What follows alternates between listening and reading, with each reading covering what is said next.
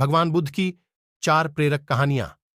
तो नमो बुद्धाय दोस्तों, हमें आपसे विनती है, अगर आप चैनल पर नए हो तो चैनल को सब्सक्राइब कर लो और वीडियो को लाइक कर दो।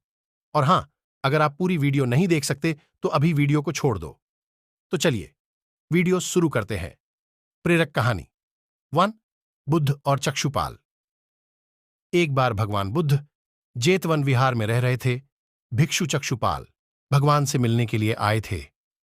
उनके आगमन के साथ उनकी दिनचर्या, व्यवहार और गुणों की चर्चा भी हुई।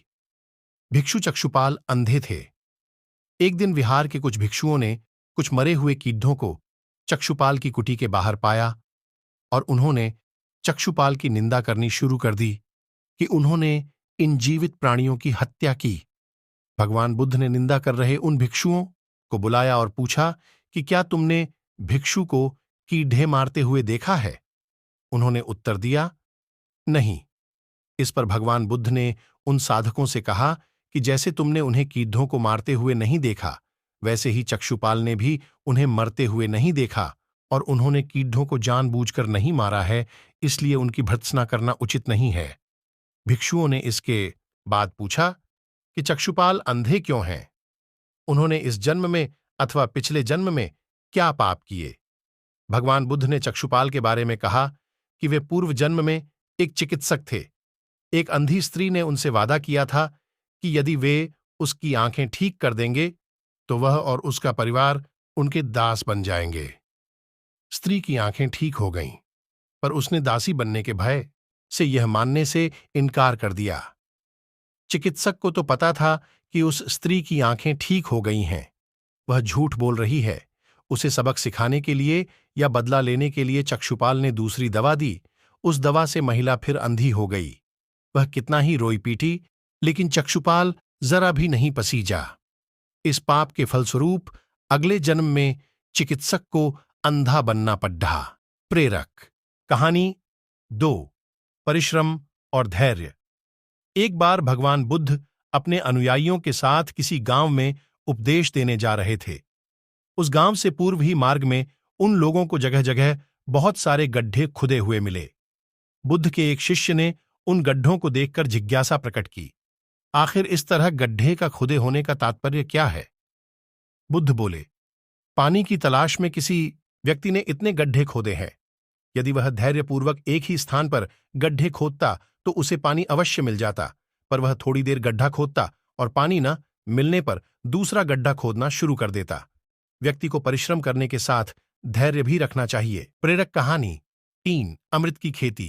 एक बार भगवान बुद्ध भिक्षा के लिए एक किसान के यहां पहुंचे।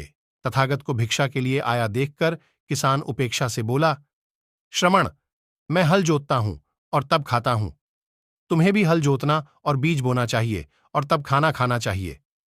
बुद्ध ने कहा, महाराज, मैं भी खेती ही करता हूं।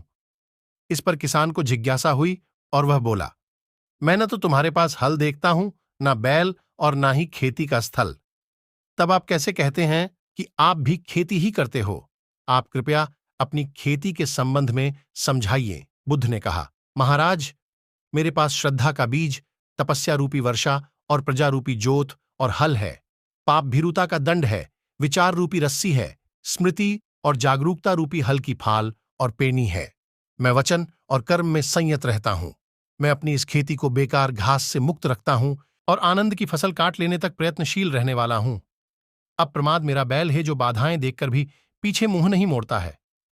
वह मुझे सीधा शांतिधाम तक ले जाता है। इस प्रकार मैं अमृत की खेती करता हूं। प्रेरक कहानी 4, दान की महिमा। भगवान बुद्ध का जब पाटलिपुत्र में शुभागमन हुआ तो हर व्यक्ति अपनी अपनी सांपत्तिक स्थिति के अनुसार उन्हें उपहार देने की योजना बनाने लगा। राजा बिंबिसार ने भी कीमती हीरे, मोती और रत्न उन्हें पेश किए। बुद्धदेव ने सबको एक हाथ से सहर्ष स्वीकार किया। इसके बाद मंत्रियों, सेठों, साहूकारों ने अपने अपने उपहार उन्हें अर्पित किए और बुद्धदेव ने उन सबको एक हाथ से स्वीकार कर लिया। इतने में एक बुढ़िया लाठी टेकते वहां आई। बुद्धदेव को प्रणाम कर वह बोली, भगवन, जिस समय आपके आने का समाचार मुझे मिला उस समय मैं यह अनार खा रही थी। मेरे पास कोई दूसरी चीज न होने के कारण मैं इस अधखाए फल को ही ले आई हूं। यदि आप मेरी इस तुच्छ भेंट स्वीकार करें तो मैं अहोभाग्य समझूंगी। भगवान बुद्ध ने दोनों हाथ सामने कर वह फल ग्रहण किया। राजा बिंबिसार ने जब यह देखा तो उन्होंने बुद्धदेव से कहा, भगवन, क्षमा करें, एक प्रश्न पूछना चाहता हूं। हम सब ने आपको कीमती और बड्ढे बड्ढे उपहार दिए, जिन्हें आपने एक हाथ से ग्रहण किया, लेकिन इस बुढ़िया द्वारा दिए गए छोटे एवं झूठे फल को आपने दोनों हाथों से ग्रहण किया, ऐसा क्यों?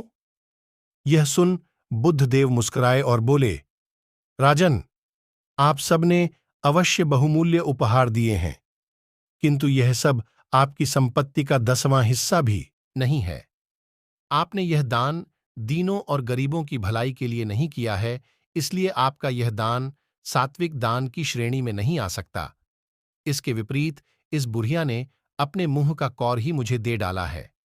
भले ही यह बुढ़िया निर्धन है, लेकिन इसे संपत्ति की कोई लालसा नहीं है। यही कारण है कि इसका दान मैंने खुले हृदय से दोनों हाथों से स्वीकार किया है।